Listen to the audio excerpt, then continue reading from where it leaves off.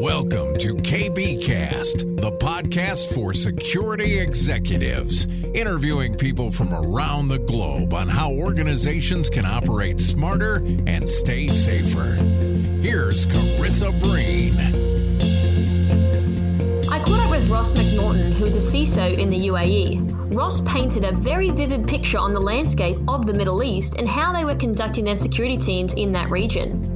I was interested to learn more about the banking and finance sector, how it operates in Bahrain, and how other parts of the world can understand their approach and incorporate some of his knowledge and implement it into their own businesses. If you're wanting to learn more about Ross's experience and the Middle East, then please keep listening. Ross, I'm really excited to have this conversation with you and to give a lot of our listeners a bit of perspective about what you guys do over there. But before we get jumping into it, I'd like to start off our podcast with talking about you and your career. Where did you start to where you are now? In the midst of time, I actually started off as a pen tester before they were even known as pen testers. That was way back in the 90s, and then I came through effectively as part of a technical security consultancy and became involved with lots of different clients, and actually that segued me into the Middle East as our consultancy ended up with lots and lots of clients in the Middle East and spent more and more time in the Middle East because there was a huge demand in the early 2000s out in the Middle East. As part of that, I then moved to the Middle East. One of our clients said to me, this is all wonderful, this 3-inch thick document you've given us with 800, 900 things that we need to fix. Come and put your money where the mouth is and implement it for us. So I joined one of my clients and spent the next 10 years working through that organization, taking them from, I would say, a very traditional security approach to being one of the leaders in cyber and information security in the Middle East in terms of banks. As part of that, ended up doing lots of different roles because with lots of different areas to fix, I was kind of used as Mr. Fixer, so I'd get parachuted into an area, and that then became the focus point for a few years. We ran a multi-engine SOC, we had compliance teams, we had to build automated compliance program, we built a governance program, then we had to do an internal red team program. So literally all sorts of different areas across the organization. And as part of that, we then moved the organization to the point where it was highly mature, and then handed it off when I went to join a very innovative financial startup in the Middle East as well. We worked on that for many years, and that was actually one of the very first digital finance companies in Saudi Arabia. And the security around that obviously was very key. We built that, and then I moved into Bahrain to join banks here again. I'm not the CISO you bring to run the bank, I'm the CISO you bring to change the bank. When I came out to Bahrain again, it was a massive challenge. When it came to Bahrain, the banks here have had lighter regulation compared to other sectors in the Middle East. And so there was a lot of work to be done to bring these banks up to modern cybersecurity requirements. We had a very good journey at one bank, and then I've just joined another bank where we're doing the same there. Whoa, okay. So you've definitely got quite an extensive history in the banking sector. I want to jump in on this because I think it's something that a lot of people, I've worked in a bank myself, so I'm definitely keen from a personal perspective, but also from our listeners. And as we are a global podcast, I'd like to dive in more to understand what the landscape looks like over in Bahrain for some of our listeners who are perhaps not familiar and they're excited to learn more about this part of the world. Bahrain is a banking hub in the GCC. It's always been where the banks would come because, again, there's regulatory advantages to being here. So you tend to have lots and lots of international banks. I think there's something like 50 banks in Bahrain.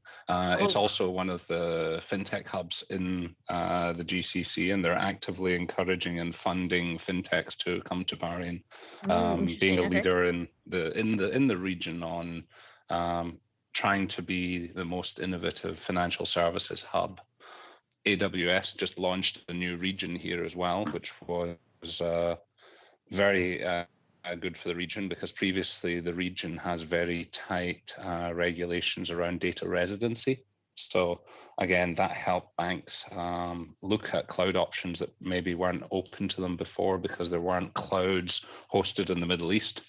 Microsoft just opened a data center in the UAE as well. So this is allowing the banking sector to start looking at cloud, whereas previously the banking sector and GCC weren't able to look at it because of the security requirements and some of the regulations, mainly around legal disclosure. Yeah, so from a security standpoint, Bahrain tends to have headquarters of lots of international banks regionally. So they either drive their security program from here or from the UAE. And as such, you get a wide diversity of implementation. Some organizations are still early in their journey. Other organizations, like the one I'm in just now, are very mature in their security journey. But so it really depends on where the organization has been. The risk tolerance out here is very low for security risk. Reputation in the Middle East generally for an organization is paramount. So risk tolerance is, I would say, conservative, mainly on the innovation side because of the security concerns. And that drove, again, back when I was in Saudi Arabia before, the bank's attitude towards security. They were very keen to have as much control as possible, still following, and this even in mid-2000s was a very traditional approach, as in comprehensive control-based approach. And they would just invest into the point that the environment was highly secure.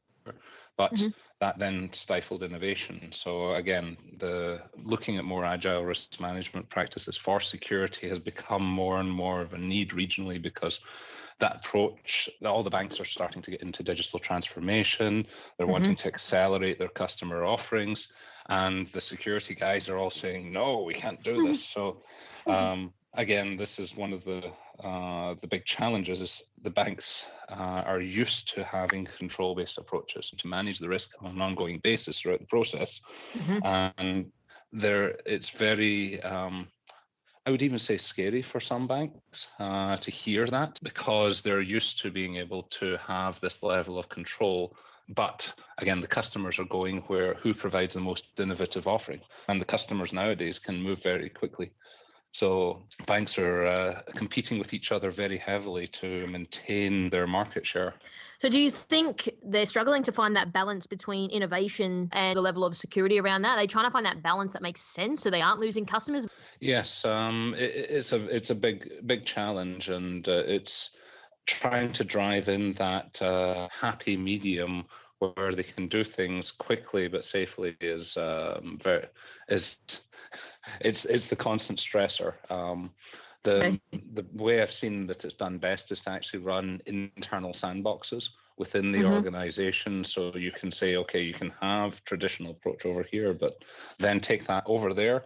We can actually start to look at more innovative ways of doing things. We can break out from the traditional security models over there. And again, this has been helped by the regional introduction of cloud, and also some of the regulations being adjusted to cater for cloud. There's a lot of regulations previously in the GCC that said no cloud, pure and simple. And that then gave a big issue for people who wanted to try and drive that kind of sandboxing in place. It was just mainly around, again, data residency. They wanted to have the data in the region rather than being subject to legal jurisdictions of other countries. Of course. Yeah, a big concern. And so for that, the region has been very traditionally anti-cloud. And if you look at the global cloud index, they're now racing towards the top, because you've got Google investing in Saudi Arabia, Microsoft already deployed in the UAE, and AWS just launched in Bahrain.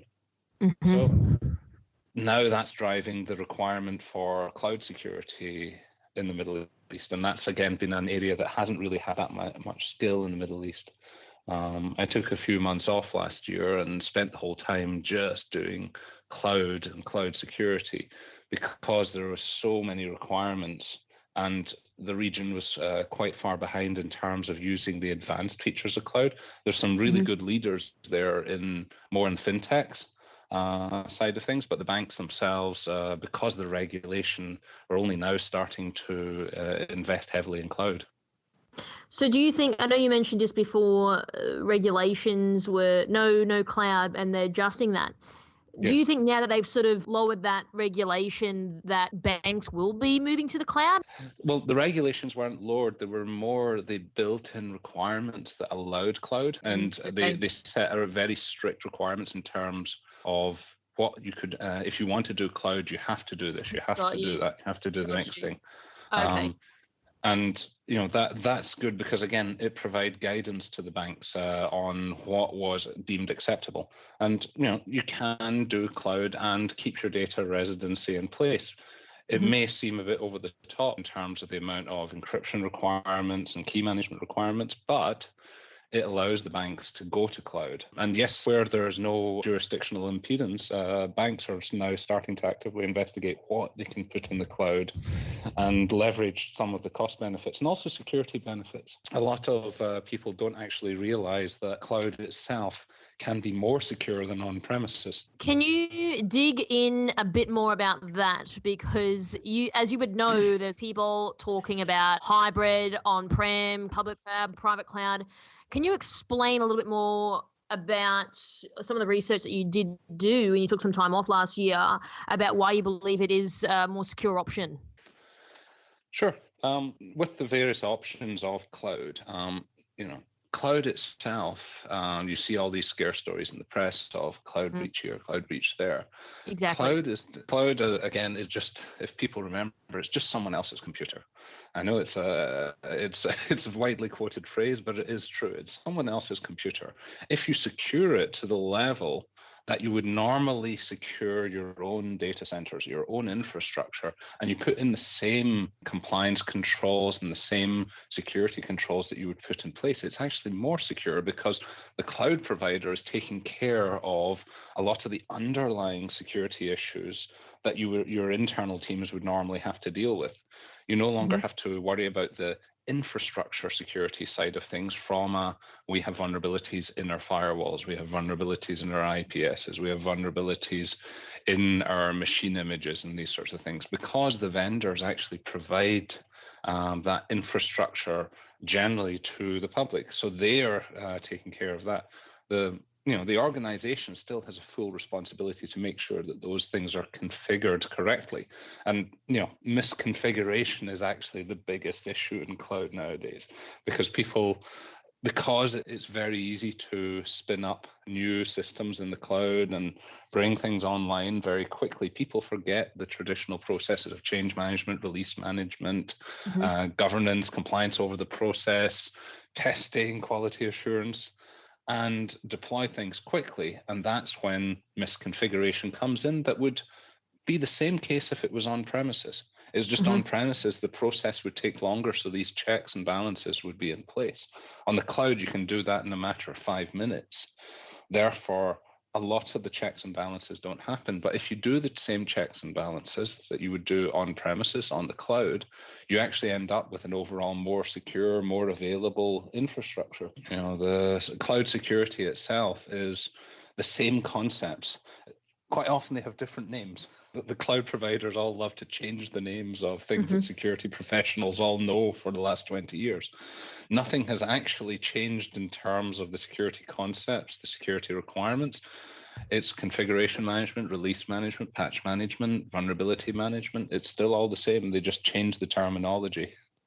So do you think it's just more of a behavioral thing that we're now doing things slightly different to how we traditionally were? Yes, and adjusting the internal thinking to be able to apply the same measures of control that were there previously is what's needed. You're 100%. I really do agree with that point, and it's something that I have spoken to a number of cybersecurity practitioners around the world about the change in the behavior that needs to be engendered within the culture in the organization. One thing I'd like to ask you about is, where do you believe the Middle East sits in regards to other parts of the world in terms of security posture? In terms of security posture, They're coming from the risk-adverse approach. The Middle East generally has been adopting more traditional practices. So they went big in for control-based approach, comprehensive controls. So organization, and their different sectors have different maturities because of the regulations. There's a lot of unregulated sectors, which meant that they have been lagging very far behind in terms of cybersecurity postures. The banking sectors, because there was that risk-adverse approach in there, and because it is the most targeted region in the world, has been actually very keen to maintain a very good posture.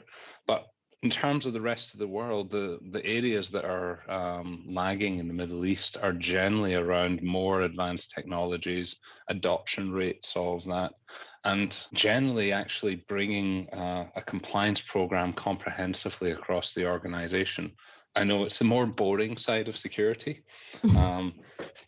The banks here have lots of money to invest in the latest technologies and things, but things such as comprehensive compliance reviews, mature organizational structures, these sorts of things are actually where the organizations are still working on. And these are improvement areas because previously they were able to buy the technology, deploy the technology, but maybe not actually get it implemented to the extent that it was actually being used comprehensively across the organization. Mm-hmm. And that then brings a lot of change within the organization when you have large staff turnovers. As well, the Middle East tends to be expat-based resourcing.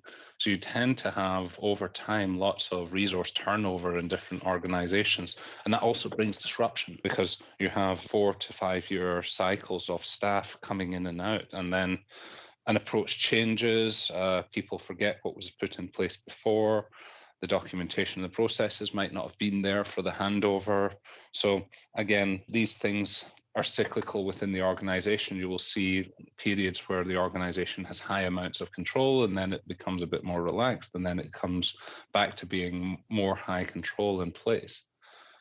But again, going back to the point I made earlier about the fact that it is the most attacked region in the world, partly political based and partly financial based, because the Middle East has banks that have huge amounts of investment, and it is seen as globally by the attackers as being I would say, weaker target. So again, a more risk-adverse approach also was bringing in attackers because they weren't actually looking at advanced controls, and they were very flexible in terms of doing business.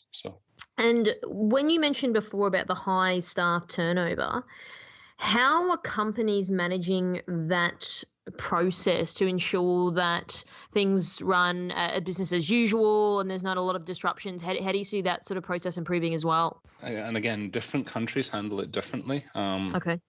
I've seen in Saudi Arabia, you tend to have people stay longer within organizations, whereas in the rest of the GCC, you tend to have a much higher turnover of staff. The organizational's internal process maturity is really where that's at. If they have robust internal processes for handling that and good governance, the processes being put in place by the security governance team, if they've actually been driven into the organization, should survive the transitioning of staff. Mm-hmm. The areas that are generally the hardest to maintain are, it's the same problems across the whole industry, like SOC. SOC staff are very difficult to keep a hold of because there's huge demand for them. And also it's a very stressful role. So the SOC staff themselves also want to, after a few years, get into something less stressful. I've been a SOC manager for 3 years. And again, that was a case of, yes, that was good to do. It was great to build up a huge SOC, but thank you. And then you're like, I'm out. I'm doing something else now. Yes. Right. I want something where the phone doesn't ring too much in the night. I can 100% understand that. I've got a fair few friends that are working in that space. I know you've had quite the journey in the compliance area within the banking sector. So I'm really keen to understand your perspective. What do you believe banks need to pay more attention to when it comes to compliance? And what is your approach to optimizing this? Yeah, compliance is one of my favorite subjects because if you do it well, you actually mitigate a lot of risk within the organization. I've always been a big proponent of actually bringing not just your traditional checkbox compliance reviews, but doing a more holistic form of compliance assessments that turn into mini security assessments for every subject area. Traditionally, compliance is always done, no, we're doing this compliance of this system, or we're doing compliance of this application. But once you actually look at the compliance for a whole subject area of systems or a whole business process, then that becomes a very strong review where it looks end to end at the controls, for example, rather than looking at, how's our data leakage system put together, or how's our intrusion prevention system put together. Look at the whole process of, I want to do a compliance review on leakage and all the different points within the organization where that could be an issue. In terms of having that overview, automating as much of that as possible to give the analyst more time, because everyone is always short of resources and compliance. It's an area where there's the biggest resource demand right now, and it's the area that has the biggest gap in terms of having the appropriate resources needed, especially as in the Middle East, we tend to buy every single system on the planet. So therefore, the compliance requirements from an assessment standpoint tend to be huge within all the different organizations I've been in, because when you start to have 2,000 servers as your baseline with 150 core applications, your compliance requirements on that become a nightmare. So you need to actually have a constant process of compliance reviews taking place so that over a cycle of 2 years, you cover all your applications and all your subject areas that are of concern. As part of these compliance reviews, they should be doing red team exercises, risk assessment, looking at the threats that are hitting it, identifying if there's any CTI relevant to those compliance things, not just the traditional, okay, this system is in scope for PCI, what's the checklist for this? Or this system is in scope for SWIFT CSP, what's the control requirements for this? And looking at it more as a comprehensive security assessment of that area. You spoke about the holistic compliance review and that approach. Do you believe a lot of, in your experience, people are actually doing that, or they're just sort of following the bouncing ball of the traditional compliance route? In the GCC, it tends to be more the traditional approach, although, again, in some of the organizations I've been in, I'm heavily pushing to get it more towards this approach of holistic review. And again, once you start doing that, I know that in the UAE, for example, a lot of banks follow this approach. The UAE, again, has had regulations in place and is a bit more mature, I would say, in terms of the security governance and compliance structures. Same in Saudi Arabia, because Saudi has done a huge amount of investment in information security over the last 10 years, massive from a country level and from a financial sector level. So again, the maturity levels in those marketplaces are coming up quite quickly. So that approach is being adopted. And again, banks in Bahrain are now doing it as well. The regulator is starting to issue more and more regulations around cybersecurity, because again, they're trying to encourage fintechs to come here, and they're trying to encourage the banks to embrace these fintechs. So they realize that this has to be done in a safe and secure manner, because the last thing the sector needs is any form of concern around cybersecurity. I like the point where you mentioned about driving the innovation, but still taking security into consideration. What I'd like to move into now, considering you've had quite a large history in the banking sector, but also from a leadership point of view, you did speak earlier in the podcast about this, so I've got a bit of an idea, but I'd still like to understand how C-suite executives view security in your region. Do they understand that security is an investment rather than a cost? And from your understanding, how does this compare to other parts of the world? In the region, again, C-suite and board member executives are very concerned about it. They understand it's a risk. They might not actually understand the subject area, and it's again one of the areas where boards are now just starting to get that kind of awareness in place for security, whereas previously they maybe didn't have that level of awareness and that level of education being brought into the boards by the CISOs. CISO is generally not that much used title in the GCC. It still follows the information security head and the IT security head. There's still not that approach of having a C-suite executive handling cybersecurity. So it's only the more advanced banks that are actually moving towards this approach right now. So again, sometimes boards are still not educated as much as they need to be. And that's happening now. That's taken off in the last 4 or 5 years, especially, where the boards are now becoming aware of cyber, they're concerned about it, and they're actually becoming educated about it. And I've had some really good conversations with board members where they're discussing attacks that are targeting other parts of the world, and how they then relate to the banks here. So again, it tends to lag behind other parts of the world, but is catching up very rapidly due to regulation. The regulations being brought in the UAE, Saudi Arabia, Kuwait's just introducing a whole bunch of cybersecurity regulations. These are then driving the management agenda for cyber and information security. And they're then becoming much more aware of cybersecurity as a result, because it's mandated under regulation that they are briefed, that they are trained, that they have to have a deck prepared for them talking about cyber risk. It can no longer be a report that's buried on the board agenda. It actually has to be a mandatory session in, I believe, in Saudi Arabia's regulation. Bahrain itself is also introducing regulations such as this. They've done so for investment banks, and there's new regulations coming out all the time. So it's more and more catching up with the modern concept of executive cybersecurity management, and you're now seeing lots of more CISO titles being introduced into mostly the financial sector, but there are oil and gases coming behind. I've seen a couple of CISOs in the oil and gas sector as well. So you're seeing that maturing of the management side of information and cybersecurity, whereas previously that wasn't there. One thing that was interesting to me that you said they're very concerned about it, because when I speak to other people in Australia, US, they're not as concerned because they see it as a sunk cost, unfortunately. Do you think if there was more regulation rolled out to other parts of the world that perhaps it'd propel board members to think a little bit more closely at this topic? I used to write board reports for a company that I was working at, and it wasn't a mandatory thing, but the awareness was lacking, and we did that through education. If people know that there's regulations around it, do you think that that'll get them to move a little quicker? Yes, regulation is always the stick that we love to hate in the security industry. It gets us our funding and our resources, but yes, that it does help.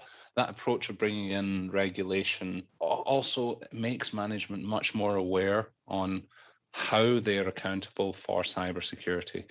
And I've seen some very good examples actually of it in Saudi Arabia, where the regulator brought in huge amounts of regulation and then started to do compliance reviews on the local banks to the new cybersecurity regulations. They adopted mostly NIST.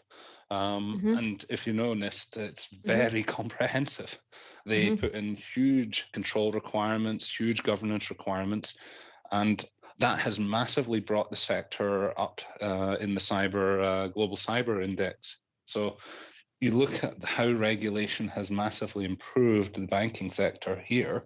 Again, it would do the same elsewhere, because they know that they have to do it, they have to invest in it, and they have to take it seriously.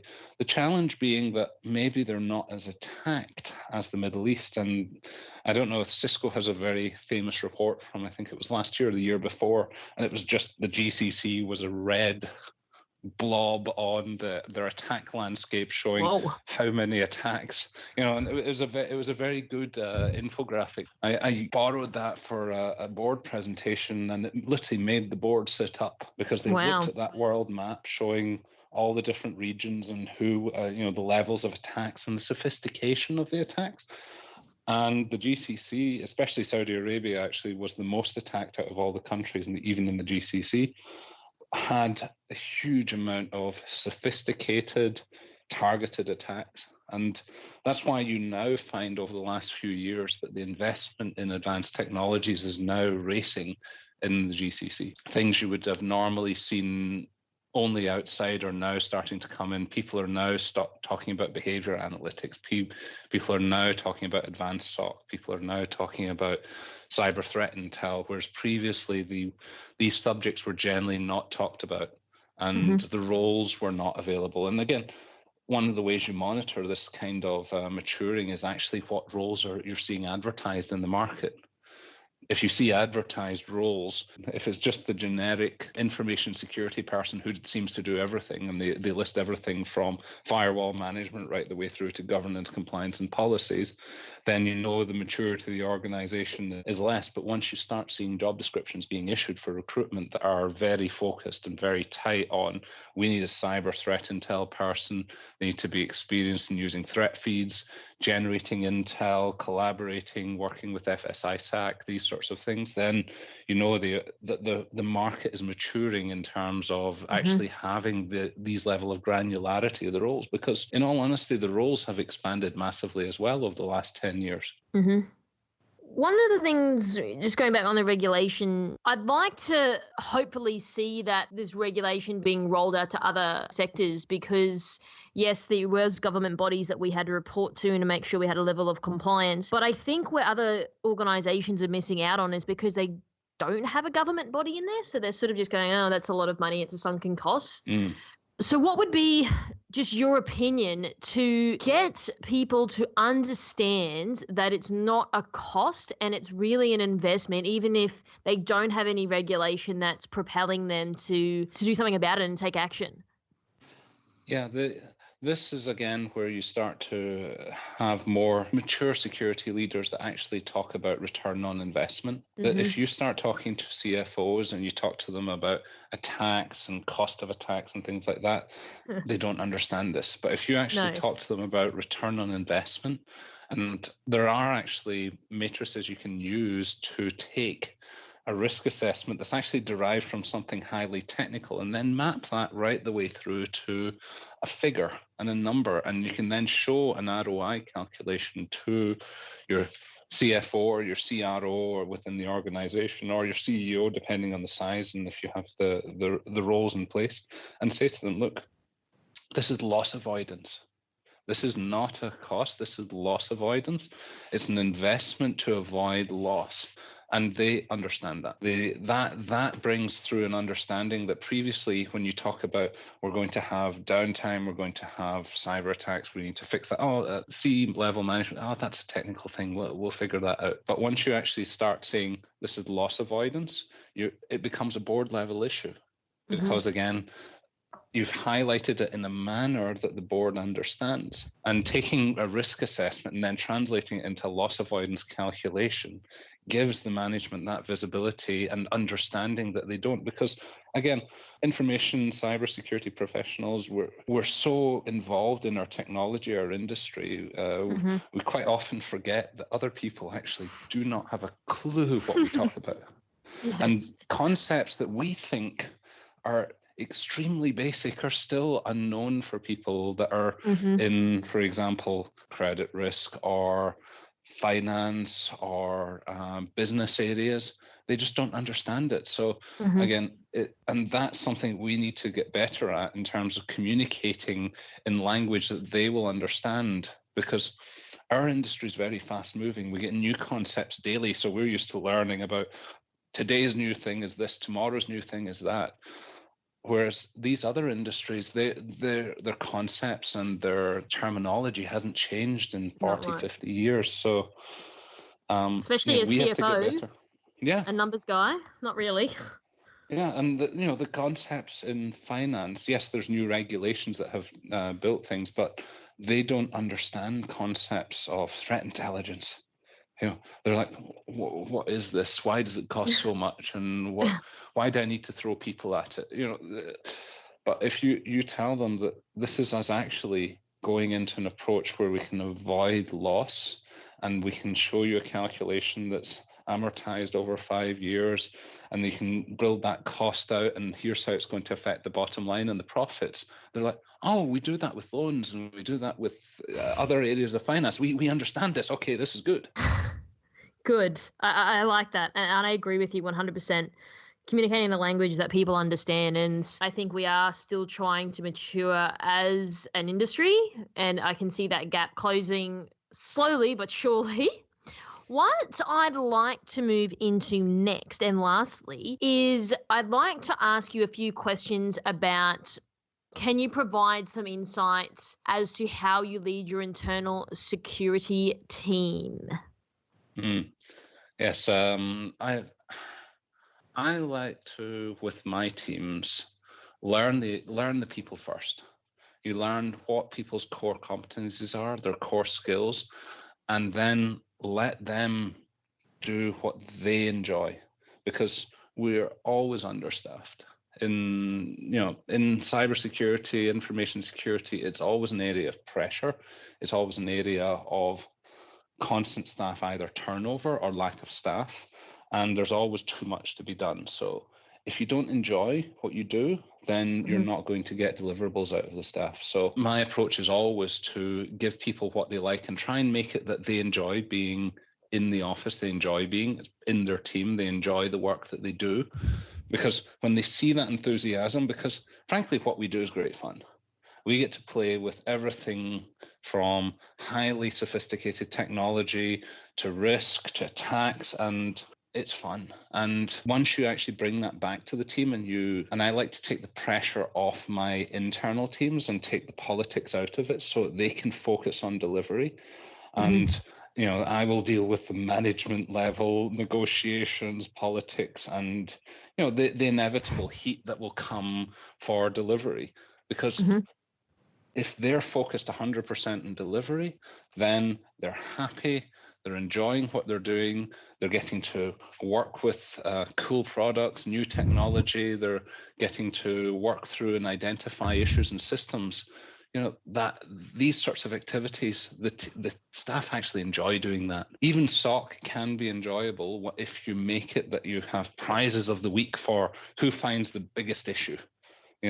Who identifies the biggest advanced threat that's hitting us, who's found some threat intel that's actually really relevant, these sorts of things. And you just make it more fun for them, because we're not a 9-to-3 job or a 9-to-4 job.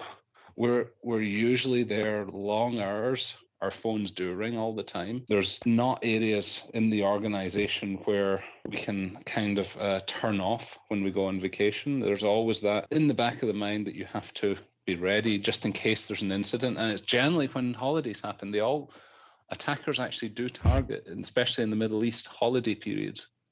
They wait until it's the holiday time, and after everyone's Friday evening, Saturday evening, bang, the attacks hit once everyone's gone on holiday. So it becomes actually a big challenge. So the only way that you get that is that you have your team loyal to each other, and you have them enjoying what they do. Because once you have that team and that strong internal team built, then working the extra time isn't so much of a chore. It's your team, and it becomes, we take ownership of the security of the organization rather than that it's a job and what do I have to do.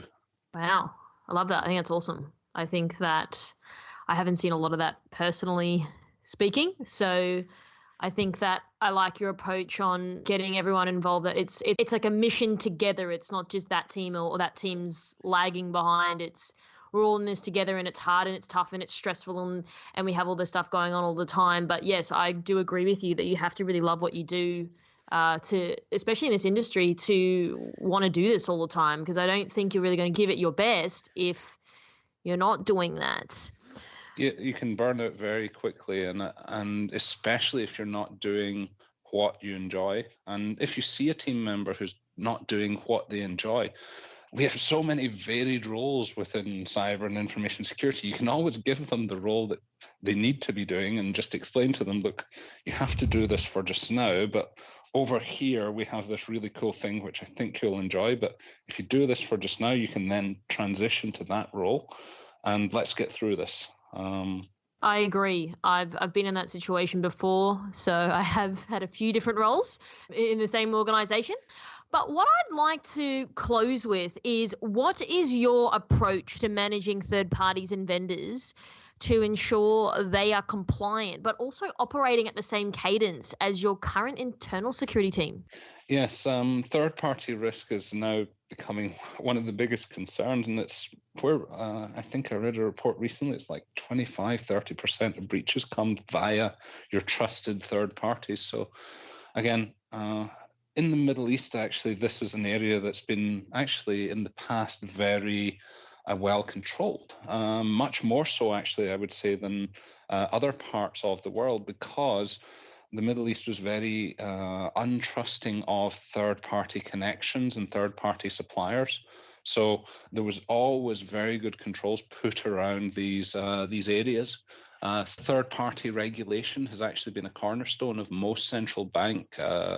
Pretty much every central bank in the Middle East that I know has had third-party regulations on outsourcing and managing risk of third parties for a long time. So keeping the third parties compliant is actually embedded into a lot of the security teams, where, again, you do compliance reviews, you do compliance checks, but nowadays that's also not becoming enough. There's a new report that I saw the other week where if you're not actually actively treating your third parties like owned assets, then you're actually letting your organization down from a security perspective.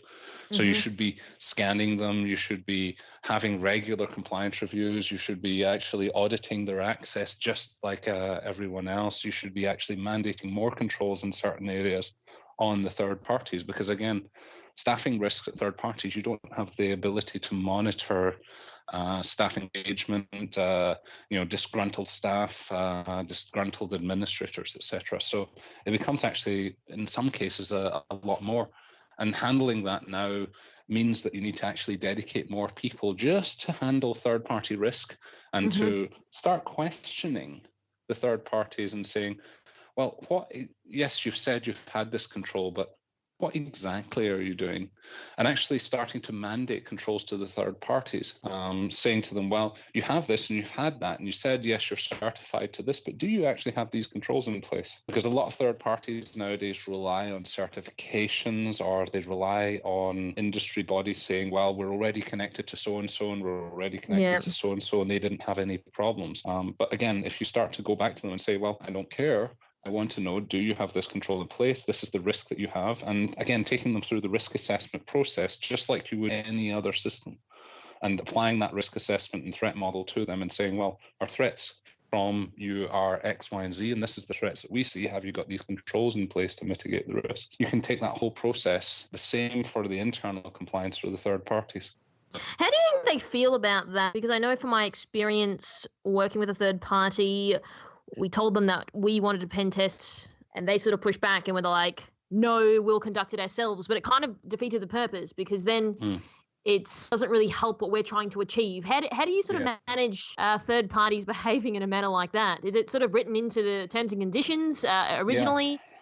This is where you again, and this is the regulation here has helped, and this is that it's written into contracts and regulations. They must comply with the requirements of the bank, and that's generally where I've been pretty much the last 15 years. Every bank has had this written in stone in the bank's terms and conditions, that the bank or the financial institution has the right to do whatever they want, the right to audit, the right to inspect, the right to scan. And actually, I've seen that a lot of organizations welcome it, but you're right. I've had a couple of partners that are like, well, we're connected to everyone else. Why are you being so dogmatic and insisting that we put in place these requirements? And what, you want to scan us? You want to actively probe our systems? No, you can't do that. And so, but then it's okay. So, well, this is the contract. You want to deal with us? You have to comply. Yes, exactly. And there's services nowadays coming out that are actually offering metrics on third parties, and they're quite interesting to do in your own organization. They're FICO and Marsh. They all have services right now where you can go and look at your own inverted commas security score, just like you would a credit rating. And Wow. some of these services actually, they take not just into account what your current posture is as of today. From what I've looked on these, they're based on a combination of scanning, IP history of breaches, reputation of those IPs, and not just the vulnerabilities that are present on those third parties. So they give an idea of how mature the organization's security is based upon what services are exposed. So it gives you, again, another idea of how secure these third parties are. And these services are not that expensive, and you can use them for all your third party risk. I wouldn't use it as the core concept of it, but as part of a blended compliance risk assessment, and it can add value in by saying, well, and their security score is X. Right, I got you. That's a really good way of looking at it as well, because you get two perspectives. So, Ross, I have really enjoyed this interview. You are probably one of the first people I've interviewed on this podcast from the Middle East. So I have personally learned a lot from you, and I think our listeners will as well. If people were to want to reach out to you, where can they find you? Well, I'm usually very active on LinkedIn. I'm not so active on Twitter. I like to use Twitter as an information feed rather than get actively involved in the debates there. But Sure. I'm usually very active on LinkedIn. Awesome. Well, Ross, I really, really have loved today's conversation. I think I learned a lot, and I really appreciated you taking the time on your weekend to talk with me. No problem at all. It's been great having this chat. Thanks for tuning in. As always, we hope you got some new ideas or ways of thinking from this episode. And remember, you can always reach out to our guests if you do have more questions. Don't forget to subscribe to this podcast, and we always love to hear your feedback. So leave a review on iTunes, and we might just give you a shout out on a future episode. You can find me on LinkedIn as well as on @IamCarissaBreen on Twitter and Instagram. And if you'd like to know more about how we help tech companies, check out CarissaBreenIndustries.com. Until next time, stay safer.